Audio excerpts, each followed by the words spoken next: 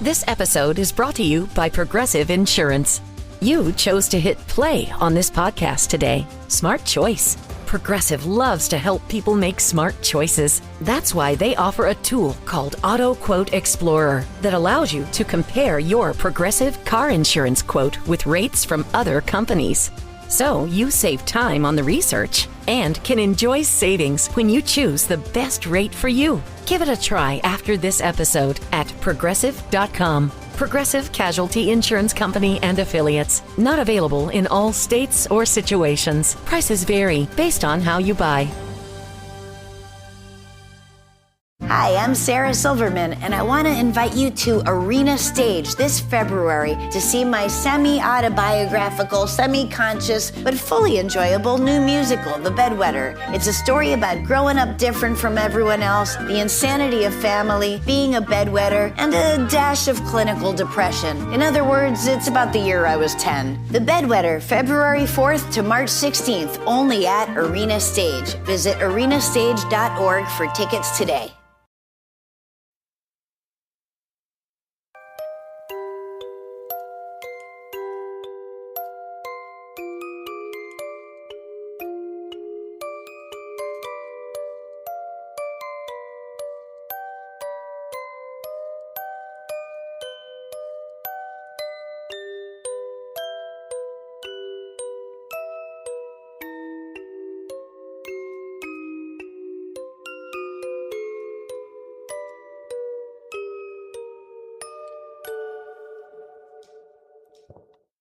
Welcome to another episode of Fringe Beyond Limits.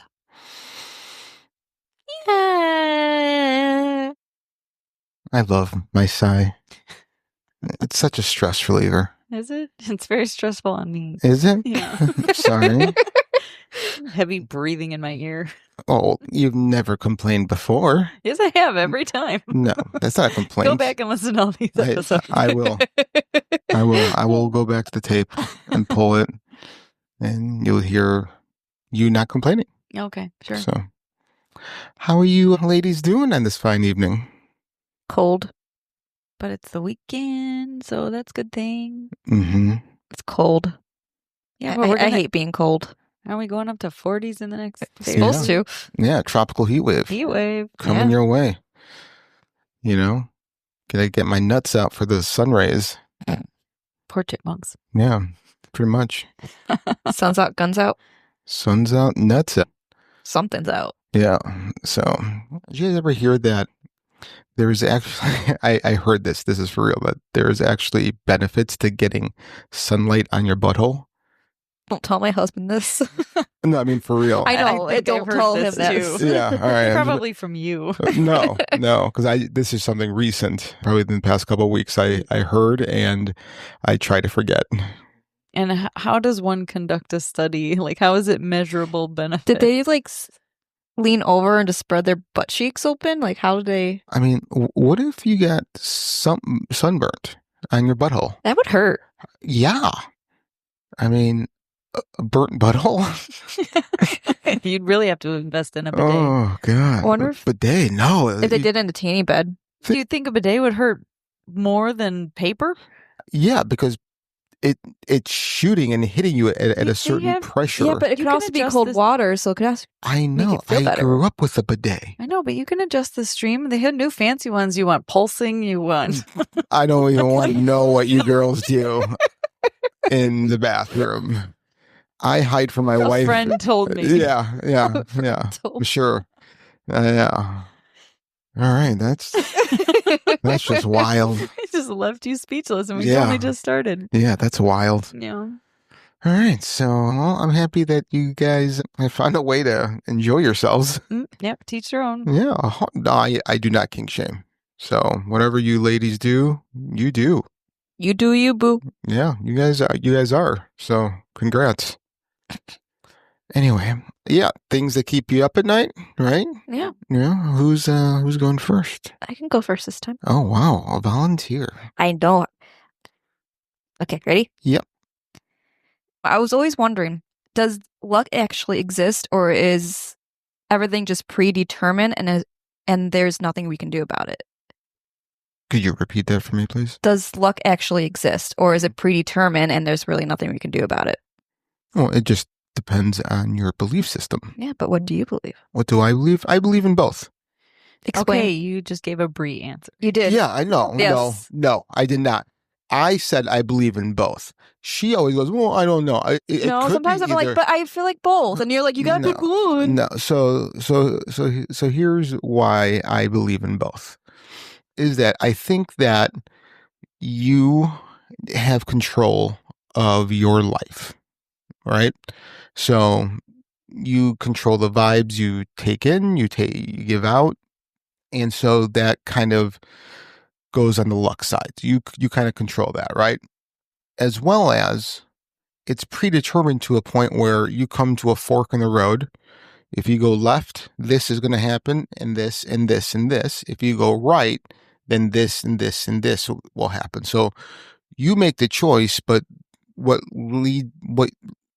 path you go down is your choice. But that each path is already predetermined to bring you to another fork in the road. But if you choose that predetermined path or whatever, how you know it's not actually luck that did it and that made you pick that? Like, out of luck, I went this way. Right. I mean, you don't know, but again, how do you, that's what I'm confused about. Like, is it actually luck or is it predetermined? Like, it's both, because it's up to you to pick that way. And sometimes you can get lucky and be feeling good about your choice, or being pulled that way. But it could not be luck. It's usually luck. But does But luck how do you always know? have to be good? No, it doesn't. Right. But I'm saying you feel good about it. So you would be like, oh, I'm lucky. You know what I mean? It's Like Britney Spears? I don't know The song? I don't know the song. She's so lucky. No, I don't. She's a star, but she cry in her nose. All right. If anybody's going to scare Dave away, it's you. Maybe Britney will join us. Oh, well, then It's Britney, bitch. that's, hey, do not speak ill of Miss Spears, because that's my number 2. Oh. Who's your number one? Dave. I'll fuck them both. Uh, At the same time? Why not? No? Okay. I mean, have fun with that. right, pretty much. Oh, wait, does she have a dick? No, that's pretty. Oh, yeah, that would be, okay. I got you now. Duh. I thought that would be me, like doing double hand job. Maybe. I like how no one knows what we're talking about. Not a clue. I love it. Yeah, so yeah, Lynette was doing the double jerk off motion, and I thought she meant that would be me doing it to both Dave and Brittany, and it's not so funny when you have to explain it. Actually, it could be Brittany. What if she's a strap-on? I wouldn't be jerking off a strap on. That's just silly. Who's that for? You? No, I already know how to It's jerk a off. sensation of jerking somebody Listen, I know how to jerk somebody off. I've been jerking myself off. I started when I was 13 and have not missed a day. Good for you. I know, but you wouldn't know how to do someone else. Oh, yeah, it's the same thing. Not What really. if they It's a don't like it different the way you angle. like it? Oh, you make it seem like I don't do different angles on myself. But what if they don't like it the way you like it? Oh, yeah, pretty much. No, you just turn your hand this way. No, you're reaching around her back trying to. I reach under my legs from the rear and I just grab my. Yeah, no, yeah. See, now you got a I need picture. to leave. Yeah, whatever. What you have a date with your bidet? Yeah. All right. Heated pulse sensation. Do they have warm waters now and Yeah. heated water? I honestly only know because I was at an airport, actually in one of the lounges. They have it on airports. Yeah. So you Yeah, just got and- off in the airport Well, bathroom? no, you sit on the seat and the seat is warm and you're like, Yeah. ew, Mhm. who sat here? And Mm-hmm. then you realize, oh, there's all these buttons and remote control. Mm-hmm. Keep going. Don't stand up when you turn the water on. No, 'cause does it? But do you think people have taken a drink like a drinking fountain from it? May or may not have known a friend who was really inebriated and passed out on a bathroom floor and just really needed water. Male or female? Female. What's her name? Aloysius. Ooh, I like that. So that's fantastic. Yeah. So I'm happy that you and your bidet are more than friends now. Oh, man. It's not my bidet. It's O'Hare Airport bidet. So, when you go to the bathroom at work Like usually, I don't know how you girls do it, but like as the guy, like if I have to poop, I always pick the same stall. Like that's just like my stall. You know what I mean? So when you go in there and I sit down and if it's warm, I just think to myself, oh, you slut. She's cheating on me. Cheating on you. Jesus. I don't poop. So You don't like ever? ever. Oh. No. How do you extract waste? I don't waste anything. You're definitely not wasting the bidet. Eco-friendly, green-friendly, All right. no waste. Okay. At my work, the toilet's right next to my desk, so Mhm. I hear Right everything. next to your desk. Like Why is your office in the bathroom? No. Your desk in the bathroom. I'm at the front desk, and then like right behind me are the 2 bathrooms. Yeah. So like I'm very close to them, so I can hear everything. And then there's some people in there I do not want to hear them taking a shit. Is this both men and women? Mainly men. Well, yeah. I mean, we have thunderous. There's a couple times I've heard women. Yeah. Yeah. Do you hear like the splashdown? and, Yes, like, I that- hear those are thin walls. everything. Listen, I'm gonna. Everything. This is what you should do. You should get a computer paper and write 0 to 10 on each paper, and like a gymnastics score. Just hold a number up when they come out. Or should I just slide it underneath the No, just hold it up. And they walk out, they see you, and you're holding up an 8. You know, your score is an 8 today. I also have that habit because like my back's kind of turned, so whenever I hear the door open, I always look, and I always feel bad because they're probably like, "Why is she staring at me?" I was at back sitting in Yeah. the bathroom. Yeah. Yeah, you're just. So now I can like add more to the awkwardness. Yeah. Just give them a score. All right, you only got a 7 today, guy. I want to have to do that to somebody I actually know first. And then what you do is that you keep score on your Excel sheet, and at the end of the month you hand out a roll of toilet paper to the winner. I love that. I mean, that's actually a good idea. I love that. No, all right. Good try. Or like a bottle for Febreze. Is that better? Poop. What's the poo spray? The Oh yeah, there's a poop before. Poopery? Yeah, poopery. Yeah. You're supposed to spray it before you poop. You know what's funny? Because only got one of my coworkers actually listen. He's never going to go to the bathroom over there ever again. Listen, Because it's good. We're saving you. Wilson, I want you to eat so many beans and Mexican food and just destroy the bathroom for Brie. Just don't even go to the toilet. they Don't don't even even, like, just shit everywhere. Sometimes Ew. they don't even like use the air fresheners in there, and they open the door. Oh, and I hate it when it smells, and then it's like, oh, I'm like I can't escape because I can't move from the front. Wilson, fart into a bottle and then seal it, and then give that to her as a present. Maybe you just My father-in-law did that, except for he didn't actually fart in it. He gave me a jar of farts, but it had Hershey Kisses in there. I don't know. I'm not sure. I want to know what I have happened. a fart jar at home. It's got Do for you? you. Yeah. What's a fart jar? I don't know what that is. You It's fart a in it. jar and it says farts on it and it's got a cork. Okay. Do you use it or just for? My uncle, my Italian uncle. No, that makes sense. That makes He's a like, lot I of got sense. you something in the keys. Of course you did. Yeah. Fart jar. All right. Yeah. All right. Maybe you just Febreze everyone as they walk through that door. You're just on I've the been phone and tempted you're doing this sometimes. Yeah. Just Yeah. yeah. All right. Moving on, Miss Lynette. What Okay, I keeps have- you up at night? I have 2. Okay. I don't know. Well, I'm going to only do one, but do you Oh. want a dark one or a funny one? Mm. Well, the say funny one's funny. also kind of disturbing. You'll find it disturbing. I say Yeah. funny. Okay. You go. Okay. I'll go with Brie. Okay, so this started out as a story from one of my friends. She ordered like Instacart or Walmart delivery or whatever it was.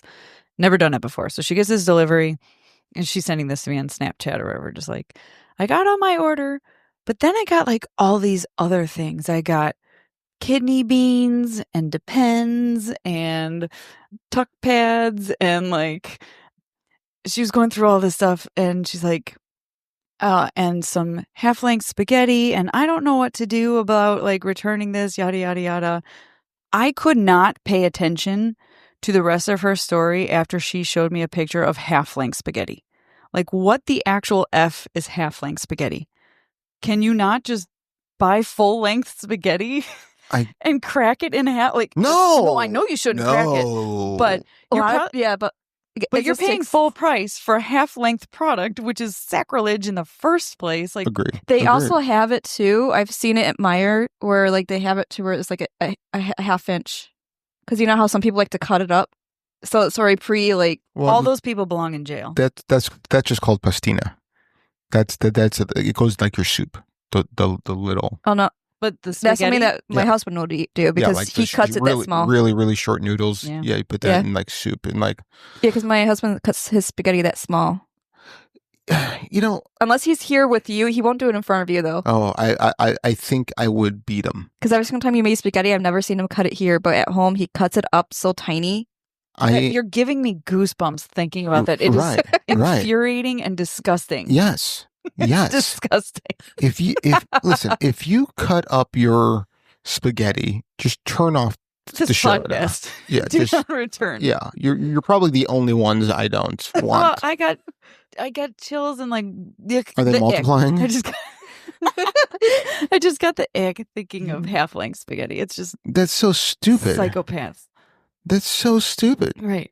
I don't understand this. Because some people like to break it in half when they put it in the boiling water. You know.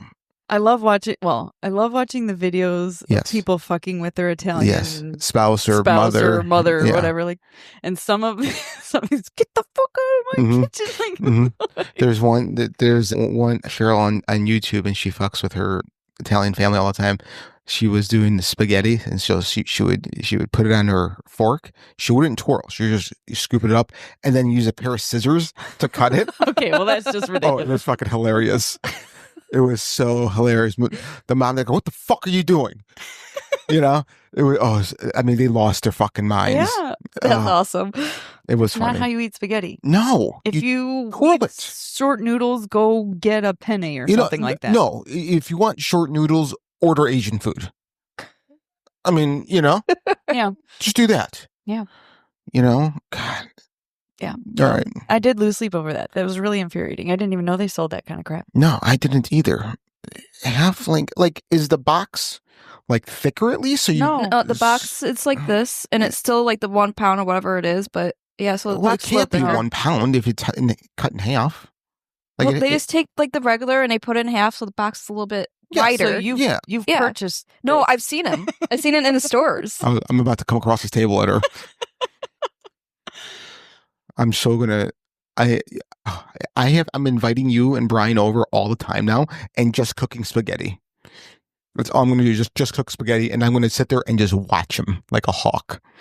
Yeah, Meyer it's pot-sized spaghetti. That's what they call it. Hot size spaghetti, Regular spaghetti is pot-sized spaghetti. right? Jesus Christ! You guys have just ruined my entire weekend. And then with what you this were shit. saying, you said it was a fidito cut spaghetti. That's the other one. Pastina, he said. Pastina. This one says Fideo. That's the tiny. Mhm. Fido? Yeah. That's Fidio? that's what that is. That's Olive Garden masquerading as pasta. Barilla. Oh yeah, barilla. Barilla. Barilla. And it shows it in the soup. Yeah. See, I told you. Put it in I soup. don't Sopa usually de put that Fadido. shaped noodle in my soup. A what? I don't put that spaghetti shape or No. stick shaped noodle in my soup. Yeah. I don't care for that. Yeah. Well, you're northern, aren't you? Yeah. Yeah. Well, us southerners, we do that. Speaking of Steve, you're getting called out right Oh, now. Steve. Steve needs to show you a photo of his homemade spaghetti. Oh. His spaghetti noodles, which I'm pretty sure you cut them in half, don't you, Steve? You psychopath, you swim in sauce. No. Yes. Come on. So spaghetti soup. It's like, do you want any pasta with your sauce? They're just swimming around like little fishes in a goldfish pond. I'm sorry, Steve. It's gross. Come on. Steve, listen, I know. What is he? Is he Mexican? Yeah. Steve, listen. All right. This isn't, like bistecca al diablo. Okay. Okay. You don't need to do that. Cut back, Steve. This is for your own good. He's funny. All right. Anyway, I now that guess- I ruined your day, Yeah. Thanks, guys. I'm gonna have to. That was a good one. Just. now you're going to lose sleep. I For am. sure. All right. So, all right. This is another quote thing that kept me up. So, when did you realize that the person who broke you can't be the one to fix you? High school. Yeah. Yeah. When I had older siblings that talk sense into my head. Mm. I remember that. I'm thinking, but I think I'm overthinking the question. Okay. So the person who broke me can't be the one to fix me. Probably that one person that I dated that you know who it was. And yeah. Yeah. Okay. Voldemort. He who should not be named. He who should not be named, yeah. I was young. I would say, mid to late teens. Yeah. Yeah. Yeah. Yeah, that was, I can say it was my dad. Yeah. So, yeah, he could not be the one to fix me. But, c'est la vie. So, now that I did my part and brought the show down. Oh, well. You want me to show you a picture of Steve's spaghetti? Will that bring your joy back up? I can show you this isn't his photo, but it kind of looks like this, but with more sauce. Jesus, Steve. It's like spaghetti soup. And then you got my husband who puts ketchup on Italian beefs. Get out of here. Go away. I mean... Not you. Okay, your husband. You're fine. Yeah, no. I'm going to just start hitting people. I really think let's see. He cuts his pasta, puts ketchup on his Italian beef. Hi, I'm Sarah Silverman, and I want to invite you to Arena Stage this February to see my semi-autobiographical, semi-conscious, but fully enjoyable new musical, The Bedwetter. It's a story about growing up different from everyone else, the insanity of family, being a bedwetter, and a dash of clinical depression. In other words, it's about the year I was 10. The Bedwetter, February 4th to March 16th, only at Arena Stage. Visit arenastage.org for tickets today. Last year, Americans ate 32 billion chicken wings. Who knows just how many helpless sides of celery were heartlessly thrown away? But this year, celery neglect can stop with you and irresistible Jif peanut butter. Because you can make a snack to make a difference.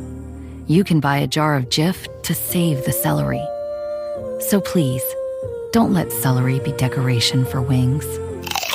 Tap the banner to save the celery.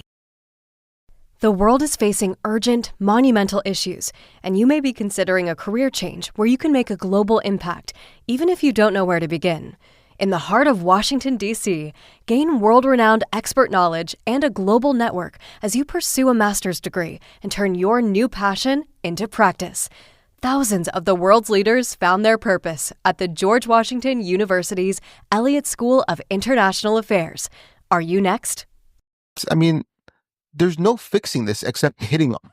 You know what I mean? Like, this is like Gen X style, whoop ass.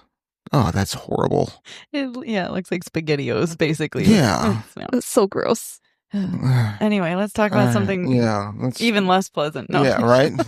My dick. So, what are we talking about today? Shh. The Silent Sisters. Shh. I hope that picked up. So we're trying to shush, but it's the Silent Sisters. The Silent Sisters. So are these, silent?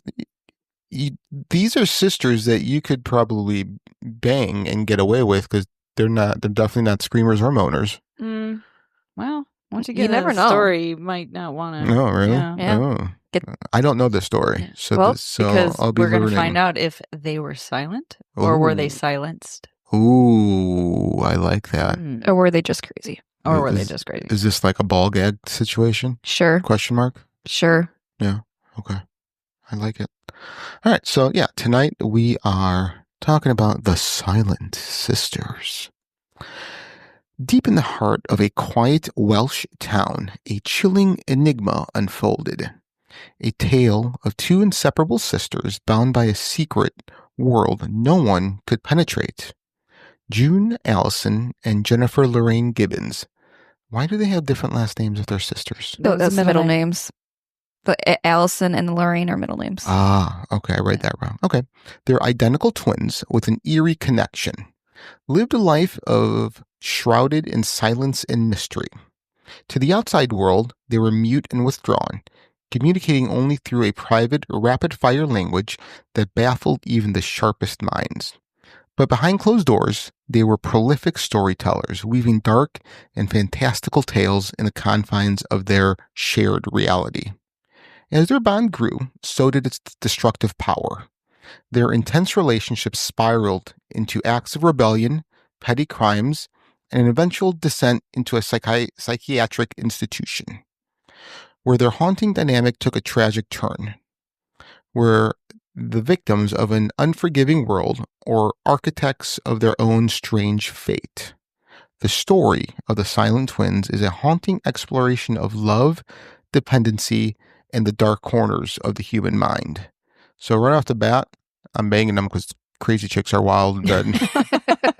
So, if you say so. yeah, I mean, I've had my fair share. So, Gloria and Aubrey Gibbons were from Barbados and immigrated to the United Kingdom in the early 1960s.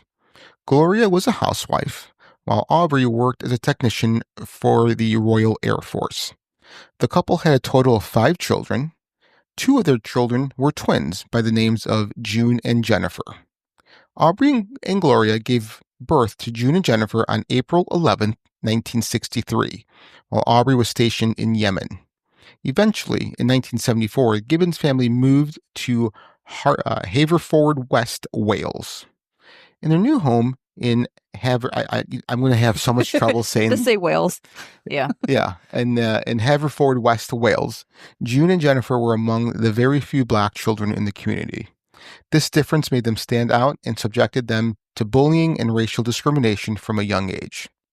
As a result, the twins became increasingly withdrawn and relied heavily on each other for emotional support and companionship. This shared trauma likely reinforced their close bond and contributed to their isolation from the outside world. It has been said that when the twins started talking at an unusually late age, their words came out garbled. They chirped and squeaked, enunciating the wrong syllables. Syllables. Syllables. I had seemed as the two had developed their own private language that no one else could understand. Their language has been described as a mix of English and Baja Creole that was spoken very quickly. These slurred phrases was something only the twins could understand. Linguists who later studied their speech noted that it was a sped up and altered form of English, but because they only used it with each other, it was completely unintelligible to anyone else. Their communication style combined with their reluctance to speak to others set them apart from their peers and worried their teachers and parents. I wonder if my wife knows about this. Should ask her. No, I will. Should I call her? Hey, Missy. No, I'm kidding. Missy! Next time. Missy! She's going to like, Touch me! oh gosh. No, yeah. all right. Anyways. She's going to get bent. Yeah, pretty much. The idioglossia was characterized as an example of cryptophagia, or a language devised and shared only by twins. June Gibbons later on disputed this theory and blamed their language on their speech impediment. Such claims they were always speaking English. She claims they were always speaking English, but people would mistake it for an invented language due to the severity of their speech difficulties. When June and Jennifer started attending school, they struggled to fit in due to their extreme shyness and unique way of interacting. Teachers noticed that the twins did not speak to anyone, including their classmates or teachers, and seemed to exist in a world of their own. They would sit silently in class, often mirroring each other's actions and appearing oblivious to the people around them. Their silence was so extreme that they were often perceived as mute. This behavior frustrated educators who were unable to engage the girls in typical classroom activities or conversations. When the twins would mirror each other, they would deploy synchronizing each other's actions. They would mimic each other's posture, movements, and speech patterns. Teachers would report that the girls would move, sit, or gesture in unison, creating an eerie sense of synchronicity. That would freak me out. Yeah. Yeah. Reminds you of like the twins on, what's that? Shining. Yeah, The Shining. I love The Shining. June said in an interview, "We would walk very slow, like robots in a syndicated way. The slow twins, they called us. We would go single file, one behind the other. We would take it in turns to go one behind. Some also said that some would also say the way they walked was in a line, one in front of the other, taking each step at the same time, their arms swinging in unison. This reminded people of a goose step, a specialized marching performed by the military. Their peers also found their behavior unusual. June and Jennifer's silence and exclusivity led to the further bullying and exclusion from social groups. Rather than attempting to make friends, the twins retreated further into their private world, deepening their isolation. Their classmates often describe them as weird or unreachable, further reinforcing their detachment from the wider social environment. Concerned about the twins' lack of communication and social interaction, school authorities and their parents sought ways to help them. They were referred to various specialists, including speech therapists and psychologists, who attempted to understand their behavior. However, the twins remained resistant to intervention. When separated in an effort to force them to communicate with others, both girls became catatonic, refusing to move, speak, or eat until they were reunited. This intense reaction highlighted the depth of their dependency on each other. One of the ways the teachers tried to help them was by isolation of the two. The goal was to encourage each girl to develop her own identity and to interact more with peers and teachers. Instead of fostering independence, the separation caused both twins to become even more withdrawn. They each fell into a near catatonic state, refusing to participate in lessons, interact with classmates, or engage in activities. Their grades plummeted, and both displayed signs of severe emotional distress, such as unresponsiveness and the inability to concentrate. The failure of this attempt underscored the depth of their dependency on each other. They were eventually placed back together, but their bond remained as strong as ever, and their behavior became more insular. Despite their social difficulties, June and Jennifer were intellectually gifted and showed early signs of creativity, particularly in writing. They enjoyed creating stories, often collaborating on fictional worlds and characters that they would write about in great detail. Their writing provided an outlet for their imagination and emotions, offering a glimpse into their complex inner lives. At school, their academic performance was inconsistent. While they were capable of doing well in certain subjects, their refusal to communicate with teachers and peers limited their ability to succeed in a traditional classroom setting. Teachers often expressed frustration at their lack of participation, which they attributed to defiance or stubbornness, not fully understanding the psychological challenges the twins faced. By the time they reached late childhood, the twins had become almost entirely insular, engaging only each other. Their parents, particularly their mother Gloria, were supportive and loving but struggled to find ways to help their daughters. June and Jennifer's parents did at one point believe their extreme closeness was unhealthy, and they also attempted to isolate the girls. However, these efforts often met with resistance from the twins themselves, who would go to great lengths to remain together. If separated even briefly at home, the twins would become agitated or fall into silence, refusing to interact with their family members. They sometimes lashed out at each other or their siblings when pressured to engage with others. Their behavior at home became more synchronized and insular as a defense mechanism against separation. Efforts to separate them were short-lived and unsuccessful, as the twins' behaviors only worsened when apart. This set the stage for the more extreme patterns of isolation and dependency that would define their adolescence and adult lives. June and Jennifer's early school years were a critical period that highlighted their profound social and emotional challenges. The combination of racial discrimination, their private twin bond, and their inability or unwillingness to connect with others created a cycle of exclusion and isolation that persisted throughout their lives. All right, so what do you guys think is going on so far? My first thought was abuse in the home. Yeah, that's a good one. Yeah. Brie? I don't know. I just thought it was just fascinating how just they walk synchronized and nothing. Like, I didn't think of why yet when I was like doing this. I was just like, I thought it was crazy how they just able to synchronize everything. You know, when I asked you that, Yeah. the look in your eyes reminded me of a cow's eyes. What the heck does that mean? I don't understand. Like, they're just like, you know, like lights are on, but nobody's home. You know, like, just. For those of you who can't see, Frank got a driving finger. Driving finger. From Brie. From Brie. Yep.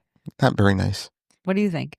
You know, I would think some sort of abuse, either from the parents or siblings, you know, some sort of sexual abuse, in all honesty, from my education on that stuff. That's where I would lean. If not, then I would, you know, I would think then these are just strange kids then. Because, I mean, it's one or the other. Yeah, but I wouldn't go as far as trying to separate them. I mean, like, I understand why, but I feel as though that would just, like, it just add more unnecessary stress Right, on them. right. Yeah. Yeah. All right. So by adolescence, June and Jennifer's relationship had become even more insular and dependent. They rarely spoke to their family, avoided social interactions, and retreated into their shared world. Efforts to separate them, both at home and in school, had only reinforced their reliance on each other. When apart, they would become withdrawn or even catatonic, refusing to eat, speak, or engage in any activity until reunited. This extreme dependency created a dynamic that was both supportive and stifling, as their bond limited their individual growth. When the girls were around 14 years old, they were sent to the Eastgate Centre for Girls, a special education facility in Pembroke, Wales. This decision came after years of concern from teachers and authorities about their lack of communication, social isolation, and increasingly troubling behaviors. Authorities hoped that a structured environment like Eastgate might encourage the girls to develop more independent identities and break their cycle of mutual dependency. Their teachers at Eastgate tried dozens of techniques to try and get the girls talking, and nothing worked. They had therapy sessions which were dominated by silence.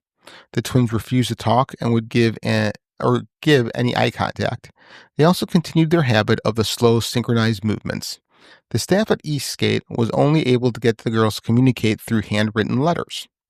The staff felt like they lost the battle of trying to get the girls to talk, so they felt their only option at normalcy was to separate the girls. In the beginning, June and Jennifer were receptive to the separating and made a comment in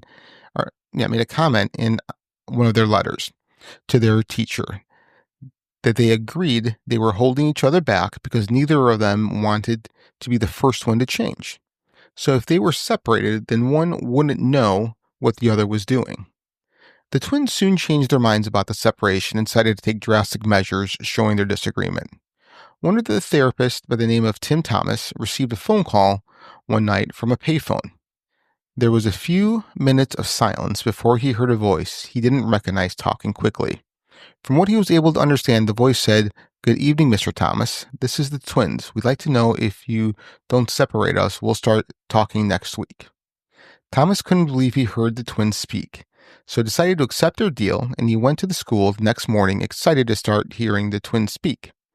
But this promise was short-lived. They immediately broke the promise and they acted like the phone call to Thomas never happened.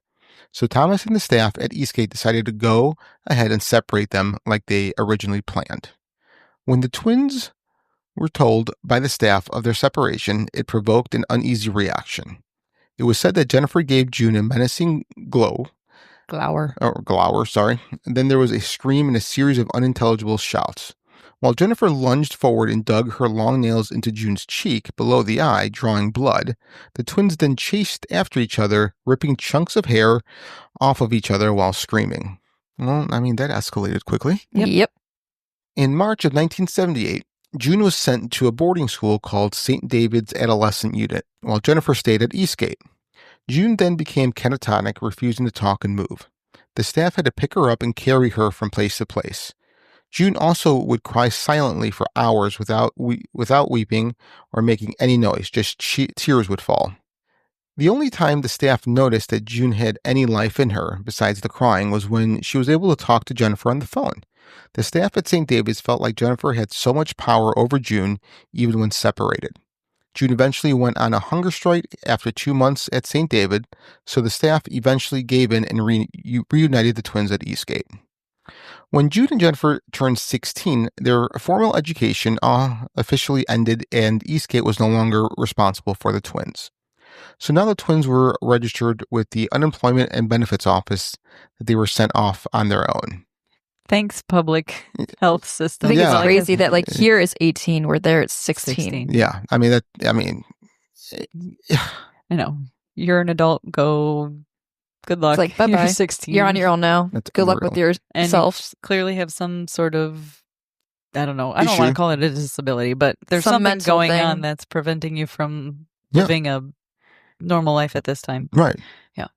Yeah, so let's just throw you away. Basically what they did. Yep. Here's some money. Here's a place to stay. Bye. Shut the fuck up. Yep. Most days, they spent their time in their bedrooms with their dolls. These dolls were their closest companions, and the twins would use their imagination to create detailed backstories about them. They used these dolls as a way to communicate with each other, but the odd part was they still never spoke and just silently play acted with the dolls. They had to agree on the actions of the dolls, just like in their real life with each other. One couldn't do something unless the other agrees. In Christmas of 1979, their mother Gloria gifted the twins with diaries. They began keeping detailed diaries and creating fictional stories, often about relationships, fame, and tragedy.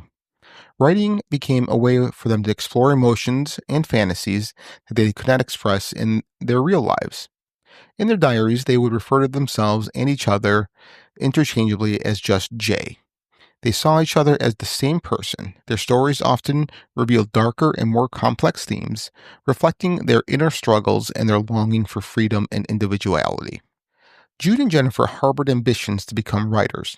They wrote several novels during their teenage years, using a mail order service to self-publish their work.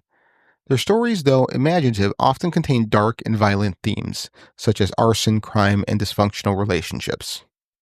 For example, one of June's novels, Pepsi Cola Addict, tells a story of a high school boy seduced by a teacher and later sent to a reformatory where he was a homosexual relationship with a guard. The narrative delves into themes of addiction, adolescence, and the search for identity. But also, so that story is very telling, I think. Yep, I think so too. Because the boy went from one inappropriate relationship into another, both with an adult. Yeah. Yeah, some type of forbidden relationship. Yeah. Jennifer's work. But the title is also weird. Addict? Yeah, Pepsi Cola Addict. So that is. I just wonder what it's trying to say in there. What if Pepsi is more of a name, right? Like a brand name, where heterosexuality is more of the brand name of of sexuality. Okay. Right? Cola is just the generic for cola, which could mean love in general. So cola, just love in general, could be the homosexual relationship, and Pepsi being branded as brand is the heterosexuality part. I don't know. I'm just spitballing. No, I'm just curious. Yeah, me too. But I'm also interested could there have been, for example, abuse in the home of a homosexual nature? Like, right. Like you automatically kind of go, I don't know, with younger. I don't know. Maybe that's or did they sexually? This is a mini meditation guided by Bombas. Repeat after me. I'm comfy. I'm cozy. I have 0 blisters on my toes. And that's because I wear Bombas, the softest socks, underwear, and t-shirts that give back. One purchased equals one donated. Now go to bombas.com/listen and use code LISTEN for 20% off your first purchase. That's bombas.com/listen and use code LISTEN at checkout. Hi, I'm Sarah Silverman, and I want to invite you to Arena Stage this February to see my semi-autobiographical, semi-conscious, but fully enjoyable new musical, The Bedwetter. It's a story about growing up different from everyone else, the insanity of family, being a bedwetter, and a dash of clinical depression. In other words, it's about the year I was 10. The Bedwetter, February 4th to March 16th, only at Arena Stage. Visit arenastage.org for tickets today. Last year, Americans ate 32 billion chicken wings. Who knows just how many helpless sides of celery were heartlessly thrown away? But this year, celery neglect can stop with you and irresistible Jif peanut butter. Because you can make a snack to make a difference. You can buy a jar of Jif to save the celery. So please, don't let celery be decoration for wings. Tap the banner to save the celery. Assault each other. I mean, right? Yeah, I mean, if they're always together, especially during these formidable years and the discovery of their own sexuality, and if they're the same person in their minds, twisty. Yeah, that's weird even for me. All right, so Jennifer's work often explores similar themes of love, betrayal, and destruction. One of her novels, entitled The Pugilist, telling a tale of a physician is so eager to save his child's life that he kills the family dog to obtain its heart for a transplant. The dog's spirit lives on in the child and ultimately has its revenge against the father. That's fucked up. Yeah. Jennifer also wrote Discomania. Mhm. Jeez, I can't read. The story of a young woman who discovers that the atmosphere of a local disco incites patrons to insane violence. She followed that novel up with Taxi Driver's Son, which is a dark and haunting narrative about an ill-fated love triangle. It follows the son of a taxi driver who becomes enamored with a young woman, only to discover that she harbors deep affection for another man. Consumed by jealousy and despair, the protagonist descends into a world of obsession and violence, culminating in tragedy. Jennifer even wrote a radio play called Postman and Postwoman, which describes a surreal exploration of the lives of two postal workers bound by their routine and growing sense of isolation.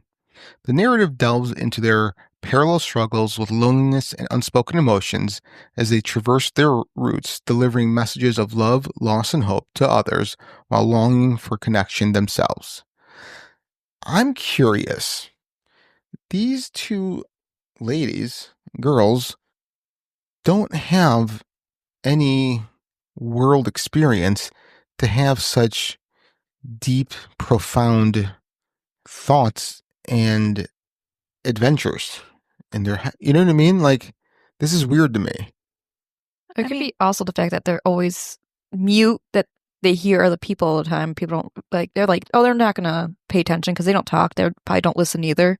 So that people probably talk around them. So they're getting these facts from other people that they don't realize. Yeah, maybe. I mean, that's a possibility, but these narratives are just so strong. I mean, this is like, Yeah, for a 15, 16, 17-year-old. yeah.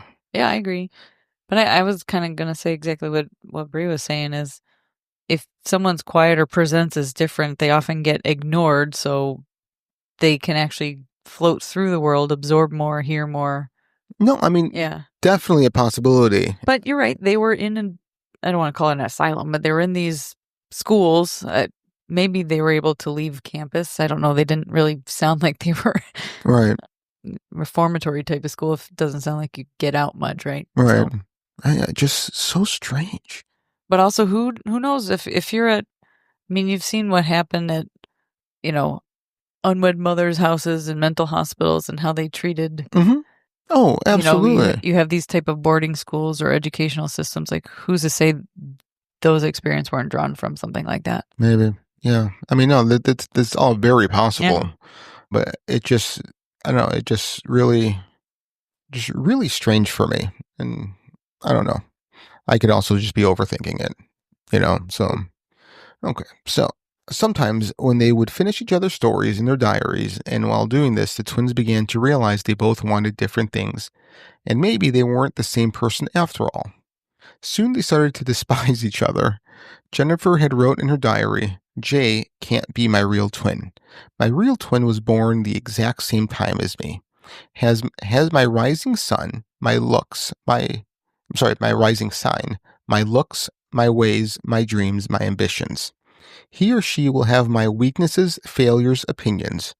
All this makes a twin. No differences. I can't stand differences." At 17 years old, the twins wanted a life like their dolls. Friends, lovers, and lives. They decided to finally go outside of their bedrooms and into the real world. At this time, the twins also decided they wanted boyfriends. Their first attempt on getting boyfriends didn't work out. They didn't have enough courage to approach boys in their neighborhood, and when they did, it was met with giggling and awkward silence. Again, I'm just like picturing the Shining girls like holding hands and hee At the exact same time, yeah. Yeah, in unison. Oh my God. If anything's going to make me that's gonna soft, send the yes, guy that would running. be it. Oh, so I saw this meme today, and it was a screenshot of a text message. Mm-hmm. Okay, so it was the guy looking at his phone, and the name was like whatever name, Amanda, goth girl from Tinder, and the messages went like this. The girl goes, "You said you really liked me," and the guy responded back, you told me you stabbed your last boyfriend. And her response was, someone a little scared. That's awesome. Oh, it was, yeah. So, all right, where were we? June and Jennifer decided to reach out to two American brothers whom they met at Eastgate. Their time with the American boys introduced them to a new world of drinking, smoking pot, and sniffing glue. Hey. All right. The good stuff, you know. Now we're talking. During their time with the American boys, Jennifer lost her virginity to one of the boys. Jennifer wanted to do this because she felt that it gave her a monumental step in differentiating herself from her sister as being the more attractive, more lovable, and more desired twin. To Jennifer, it made her a woman, and as June remained a girl. Then, 2 nights later, Jennifer attacked June in their bedroom because of a disagreement over the radio's volume. Jennifer took the radio's cord and wrapped it around June's neck. Jennifer tightened the cord until June finally begged for her life. Things just keep escalating so fast. And it's going to keep going. Just keep on reading. The twins then snuck out of the house to get fresh air. Next thing you know, June pushed Jennifer off of a bridge and into the river. Yep. June then jumped in after her to try to finish the job by grabbing Jennifer by the hair and shoving her underwater. June only released Jennifer once a car drove by over the bridge with the headlights shining on them. What the fuck? Yeah. Just wait until this next part. While Jennifer gasping for air, June was able to get them back to shore. They both sat there shivering, cold, wet, and crying while telling each other, I love you. It's like they do all this. It's like, I love you. Okay, so, I mean, bipolar? Right? Probably. Yeah, a little bit. Soon the girls started spiraling out of control by breaking and entering, stealing, and writing graffiti on walls. The twins even started calling the cops using a payphone to report their crimes. When they called, they tried to disguise their voice with an American accent. After a while, the cops recognized them and started ignoring their calls. Wow. I'm not sure that's the right way to do that. That's the 70s. That's true. Jennifer and June then started escalating their crimes when they broke into a tennis club and sprayed the place with ethanol and lit a match, setting the courts on fire. They did the same thing the next day to a tractor store. The damage they caused was around 100,000 pounds worth. The police ended up catching the girls a few weeks later while they attempted another break-in. They caught the girls with a lit match and a bottle of ethanol. The police ended up searching their bedroom and found stolen items of their other break-ins. The police also found a diary entry describing the beautiful flames from the tractor store. The twins was then sent to Pucklechurch Prison at the age of 18. Real quick, if I was sent to Pucklechurch Prison, I'm like, is that next to Hogwarts? Because that's what it sounds like. I thought of something more sinister. Puckle. What did you think of? It just makes me think of a puckering beehole. A puckering butthole. Beehole. Butthole. Beehole. Butthole. Beehole. That's great. But it's also a church, which makes me like. I mean, is it a church? Well, I mean, Pucklechurch Prison. Yeah, I mean, like, is it a church or a prison? I mean, is it same thing, maybe? Same thing. Yeah. While in Pucklechurch Prison, June and Jennifer went back to their silent ways. At first, they shared a cell where they would just stand for hours, frozen in one spot, just holding their sheets. What? Like they needed help and they were shoved out into the street. Ghosts? Like, did they have it over them? Like they were pretending to be ghosts? Oh, I guess I pictured them holding it up. Well, on There's Yeah, I know, but I just went different route. Yeah, cut little eye holes. You know, maybe a pointy hat. Oh no, no. I guess it's their version of The Shining. Maybe. Oh, yeah. It does get weird though. Some of these. Yeah, the guards had to come in and make their beds for them and force them to lie down on their cots. Listen, I want to be in jail in Wales. Do they feed them too? A little foot rub? Yeah, maybe. The guards had to go so far as to push their heads onto the pillows and physically close their eyelids. Why? Why are the guards so concerned? Maybe they don't want them to pass out, fall, and hit their head. Or maybe they were getting creeped out because they really was just standing there staring. They probably were getting freaked out. Jesus. Can you imagine? Like, I picture like Scooby-Doo and Shaggy. Like, oh God. In the prison, the girls continued to remain silent. Well, you're right. Gave no eye contact and started the slow synchronized movements again. Eventually, the girls created a new pact, the starvation pact. Every day they would alternate who would eat and who would not. At one point, they became so thin they were sent to the hospital ward. At this point, the staff decided to separate the twins, thinking Bad move. pretty much, thinking this will end the pact. Unfortunately, it made it worse.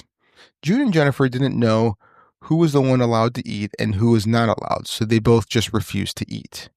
One strange thing the guards and staff noticed, that even though the girls were on opposite sides of the prison, they would still appear to mirror each other's postures. That's weird. That's the part I Creepy. think it's crazy. That creeps me out a lot. A little bit. Yeah. Whenever the twins were together, they would call and scream at each other. It seemed they wanted to get rid of each other. June had wrote in her diary, I say to myself, can I get rid of my own shadow? Impossible or not possible? Without my shadow, would I die? Without my shadow, would I gain life, be free, or left to die? After 7 months in prison, the girls stood trial for their arson, and on May 1982, they were convicted of 16 joint counts of burglary, theft, and arson. In the lead up to the trial, the twins were evaluated by a state psychologist. June and Jennifer remained silent during the whole evaluation. The psychologist diagnosed them with psychopathic personality disorder and recommended them to be detained at Broadmoor for the next 14 years, a high-security hospital for the criminally insane. After a few weeks in Broadmoor, Jennifer attacked the nurse and June tried attempting suicide, and both of them administered heavy amounts of antipsychotics. They eventually did the same thing they did at Puckle Prison. The starvation pact continued. They remained silent, no eye contact, no movements. On many occasions, nurses would find them frozen in the exact same pose for hours on end, even though they were locked in separate cells on opposite ends of the hospital from each other. A journalist wrote, when they were together, they wanted to kill each other. When they were apart, they were so lonely they wanted to die. Then when they were reunited, they were disappointed and imagined that they felt stronger alone. Eventually, Marjorie Wallace and Eliza Smith, journalists from the Sunday Times in London, were contacted by Tim Thomas, the staff member from Eastgate. Thomas told Wallace about the Gibbon twins and told her how he didn't feel they were insane, just misunderstood. Wallace was intrigued with the story and contacted their parents, Aubrey and Gloria Gibbons. The parents gave her access to their diaries, and while reading them, Wallace found poetry reflecting deep, intricate lives from June and Jennifer. She said the imagery were so potent and the language so powerful. Wallace recounted that many of the diary entries written by the twins conveyed how trapped and sometimes even possessed or tortured they felt by each other. June wrote once in her diary, nobody suffers the way I do. Not with a sister. With a husband, yes. With a wife, yes. With a child, yes. But this sister of mine, a dark shadow robbing me of sunlight, is my one and only torment. Jennifer also wrote, we have become fatal enemies in each other's eyes. We feel the irritating, deadly rays come out of our bodies, stinging each other's skin. I say to myself, can I get rid of my own shadow? Impossible or not possible? Without my shadow, would I die? Without my shadow, would I gain life, be free, or left to die? Without my shadow, which I identify with a face of misery, deception, murder. Wallace was then convinced on what Thomas told her and felt they did not belong in Broadmoor. So now Wallace had to convince Broadmoor they don't belong by attempting to explain their silence and actions. One of her reasonings was that the behavior was a cry for help. She explained how their silent pact was because the twins felt there was something wrong with them. The twins also felt like the justice system was good and they could provide people who can help them. Wallace believed subconsciously the twins used their crime spree as a way to get arrested to get the intervention they needed. I mean, maybe. Yeah, I'm not so sure about that. Yeah. I can see that because there's a lot of people who prefer to get sent to like jail or something just because they get like more like the free food or like the attention that they need because like they're homeless or whatever. And sometimes they're like, if I get arrested, at least I get to be in shelter for the night. Yeah, or whatever the case. So I can see that. Those are usually people that have already been in jail. Yes and no. Okay. I don't know. Like I don't I'm know. pretty sure there's some people that haven't been in it before, but that's like they're so in that bad shape that like that's the only thing they can think of getting what they need. Okay. I don't know. Yeah. I'm just putting it out there. No, that's fine. Wallace also believed the twins suffered from identity blending. This comes from treating twins as the same, as in dressing them up, matching clothes, and people telling them they cannot tell them apart. By treating them the same instead of as individuals, this can cause identity blending. It was found that their mother Gloria would dress them alike, do their hair the same, and even breastfed them simultaneously. I don't know if I believe that either. She has 2 boobs. Does she? Really? I mean, I'm just throwing it out there. Yeah, I don't think I believe that part. Yeah, That's just really because hard. you dress them this. I mean, my sister and I dress the same, although we do share a brain sometimes. You guys do, and you guys do look alike. I know, but we're 2.5 years apart. I know. I agree. You guys are not twins. You guys, when at a glance, you look like twins, even though you're not. Yeah. At a glance, you do. Yeah. We got them strong genes. You got them dumb jeans. Where's your funny sound clip? No, I'm kidding. You want me to do something? No. No. All right. Where's my cookies? Yeah, my cookie. Wallace explained about how they grew up in white-dominated neighborhoods and always on the move because of their father's military career. The twins felt that they only had each other. They got so used to being the same person, they would feel threatened when one of them did something differently. They wanted to be the same yet different and didn't know how to do so. So this may be the reason for their violent nature when attacking each other. Wallace then used all her reasonings to advocate for their case to be reevaluated. She started to work with the girls herself and eventually got them to talk. After 12 years in Broadmoor, the twins were able to appeal their release. Wallace then started to visit the girls every day before they got released to help them get ready to be back out in the real world. Just a few weeks before the twins were supposed to get out, the attitudes took a dark turn. They decided to make a new pact. Once they were released, one of them was going to die. Wallace wasn't sure what to think. She tried reassuring the girls that everything is going to be fine and no one is going to die. But little did Wallace know that the girls had a long-standing agreement that if one died, the other must begin to speak and live a normal life. During their stay in the hospital, they began to believe that it was necessary for one of them to die. Broadmoor staff claimed to hear June and Jennifer quarreling violently about who would be the one to die. After much discussion, Jennifer agreed to be the sacrifice. Finally, at 29 years old, June and Jennifer were approved to be released from Broadmoor and transferred to Caswell Clinic in Bridgend, Wales, in March of 1993. Oh, wow, that was recent. Not recent, Well, but like, yeah. In your lifetime. In my lifetime, yeah. I was almost 3 years old. Yeah, fuck yourself. Strangely, the night before the transfer, Jennifer was sick and vomited twice after eating. By the morning, she was feeling better and was able to eat. As the twins drove away from Broadmoor, Jennifer laid her head on June's shoulder, feeling exhausted, and fell asleep. Once they got to their destination, Jennifer had fallen into a coma and wouldn't wake up. An ambulance took her to a hospital. About 5 hours later, Jennifer was declared dead. Jennifer's cause of death was officially listed as acute myocarditis, an inflammation of the heart muscle. This condition is rare and typically linked to viral infections or autoimmune responses, but no clear underlying cause was found in her case. The coroner indicated that no trace of poison was found in Jennifer's system. Jennifer had no history of significant illnesses or medical conditions that might explain her sudden heart failure. The absence of clear physical cause fueled speculation about psychological or psychosomatic factors contributing to her death. Well, that's weird. Isn't it weird? Like they predicted it, basically, and it just... Yeah, but there are poisons that are undetectable that would do that. I don't know. I'm just trying to think. Don't Google it. No, I wasn't going to. Just keep drinking your water. My flavor aid? Whatever. Flavor aid. Pretty much. If you guys didn't know, that was a shout out to our Jim Jones episode. Go back to our, history. Yep. And take a look Watch at episodes 1 through 42. Yep. And just start from episode 1 and we'll go from there. Yeah. Peace out.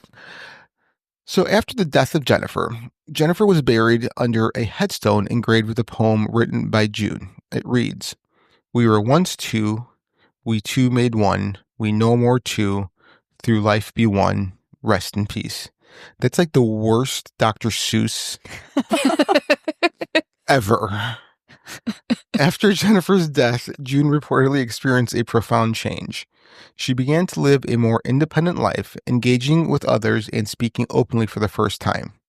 She later expressed mixed feelings about Jennifer's passing, writing in her diary that she felt both liberated and lonely.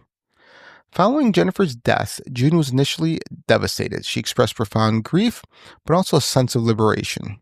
She wrote in her diary, "Today, my beloved twin sister Jennifer died. Her heart stopped beating. She is dead, gone forever." That's another bad one. It also sounds so cold. Yeah. Yeah. That's true. She is dead. Her heart stopped beating. She's dead, gone forever. Deuces. Period. Mic drop. Despite the tragedy, June later described feeling that Jennifer's death had released her from the psychological imprisonment of their bond. June now lives a quiet and private life in West Wales. She avoids public attention but has occasionally spoken about her life and her sister. Wallace described Jennifer's death as inexplicable, almost as if it was a conscious decision. The twins' belief in their intertwined fates and Jennifer's willingness to sacrifice herself for June's freedom added to the eerie quality of the event. Wallace described Jennifer's death as inexplicable, almost as if it were a conscious decision. The twins' belief in their intertwined fates and Jennifer's willingness to sacrifice herself for June's freedom added to the eerie quality of the event. Did that just That wasn't it duplicate? twice, yeah. All right, thanks, guys. You're just welcome. reiterating it. Yeah, no, For those people that weren't paying attention. if it's on there, I'm going to read it. I'm like Anchorman. I would say Anchorman Yeah. right there. Yep. Yeah. Yep. Go fuck yourself, San Diego. So, after Jennifer's death, June gave interviews with Harper's Bazaar and The Guardian. By 2008, she was living quietly and independently near her parents in West Wales. She was no longer monitored by psychiatric services, was accepted by her community, and sought to put the past behind her. A 2016 interview with her younger sister, Greta, revealed that the family was deeply troubled by the girl's incarceration. She blamed Broadmoor for ruining their lives and for neglecting Jennifer's health.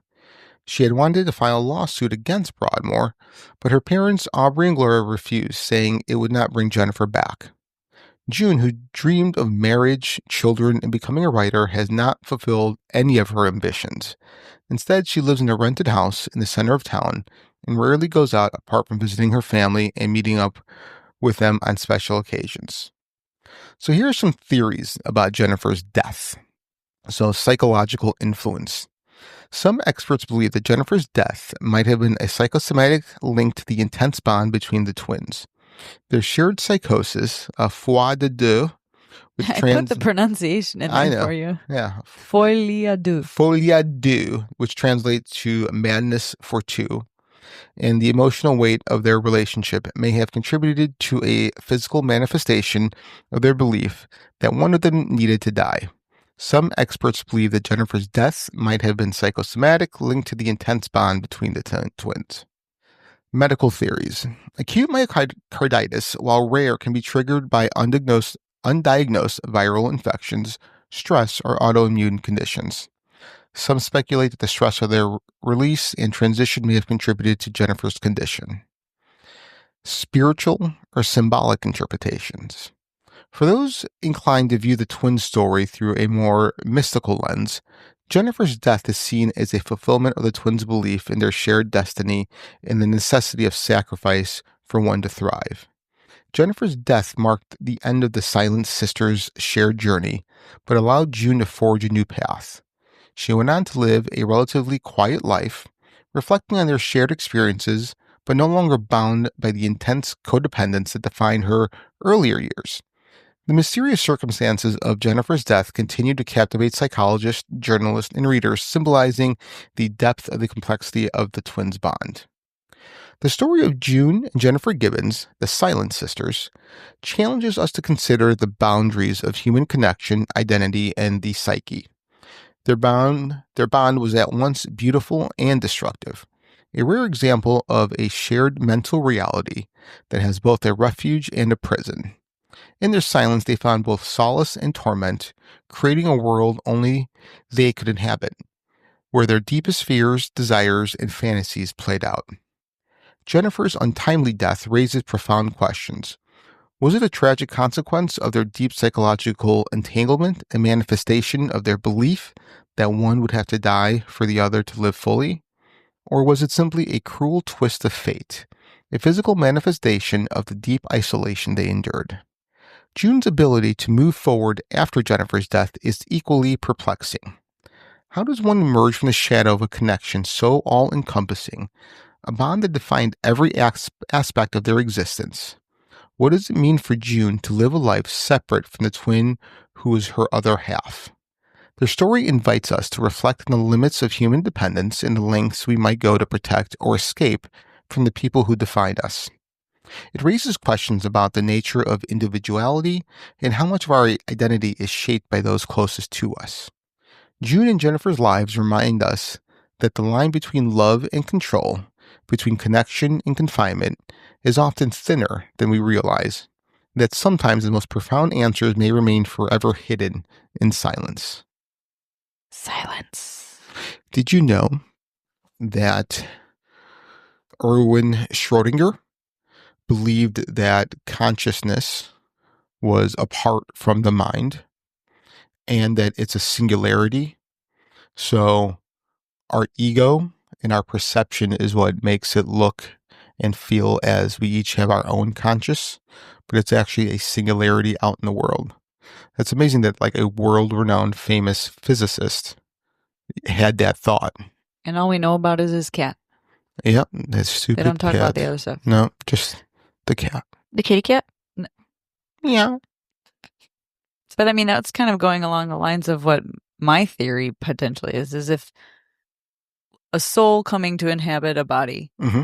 they ended up being identical twins. Mm-hmm. So when those cells split, what if if those cells split, what if the soul fragmented into a copy of itself or half of itself Mm-hmm. that was supposed to be part of the original cell that was going to be the child, I suppose. Mm-hmm.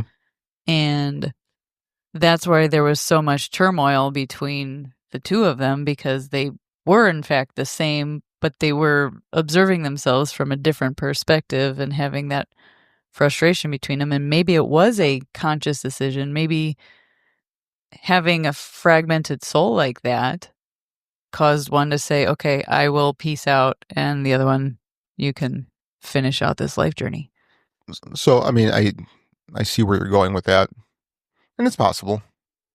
My question is, if when the egg split into two, then the spirit, soul, energy, life force split into two as well.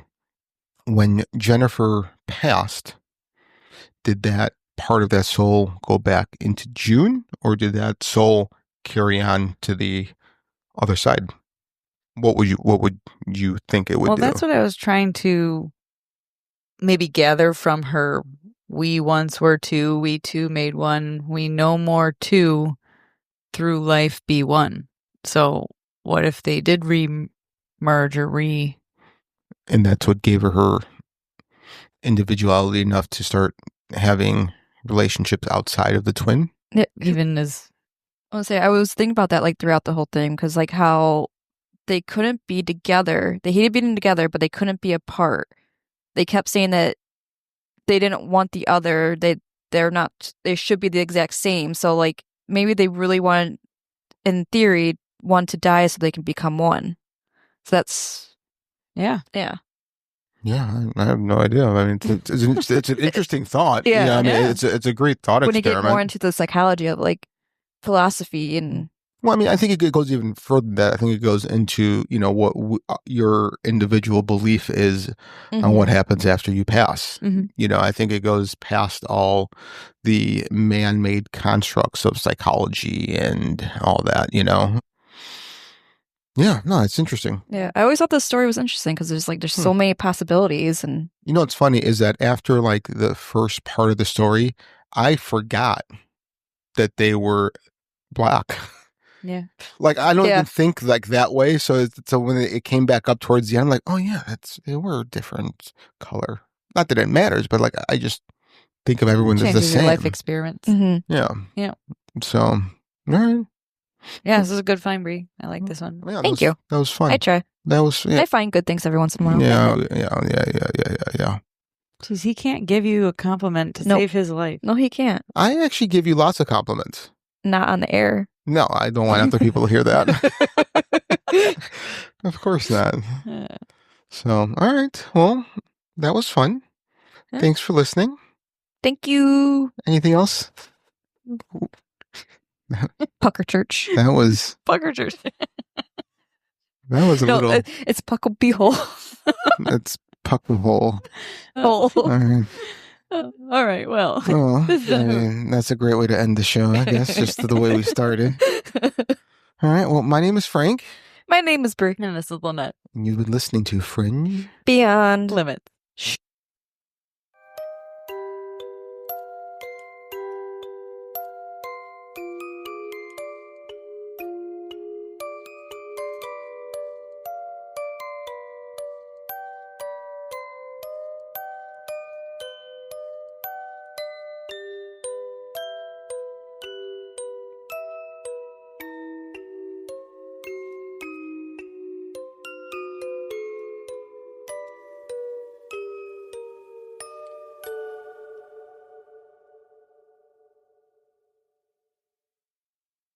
This is a PSA, or public sock announcement. Experts have declared Bombas socks as the best way to warm up chilly feet. These pairs are super cushy, soft, and designed for maximum coziness. Plus, for every pair purchased, another pair will be donated, so someone in need of essential clothing can stay warm this winter. Go to bombas.com/listen and use code LISTEN for 20% off your first purchase. That's bombas.com/listen and use code LISTEN at checkout.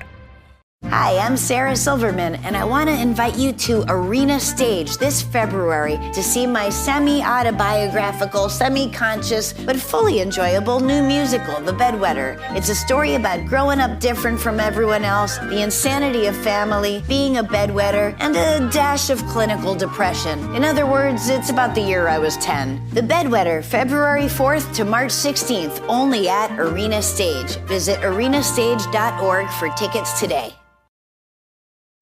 Last year, Americans ate 32 billion chicken wings. Who knows just how many helpless sides of celery were heartlessly thrown away? But this year, celery neglect can stop with you and irresistible Jif peanut butter. Because you can make a snack to make a difference. You can buy a jar of Jif to save the celery. So please, don't let celery be decoration for wings. Tap the banner to save the celery. The world is facing urgent, monumental issues, and you may be considering a career change where you can make a global impact, even if you don't know where to begin. In the heart of Washington, D.C., gain world-renowned expert knowledge and a global network as you pursue a master's degree and turn your new passion into practice. Thousands of the world's leaders found their purpose at the George Washington University's Elliott School of International Affairs. Are you next?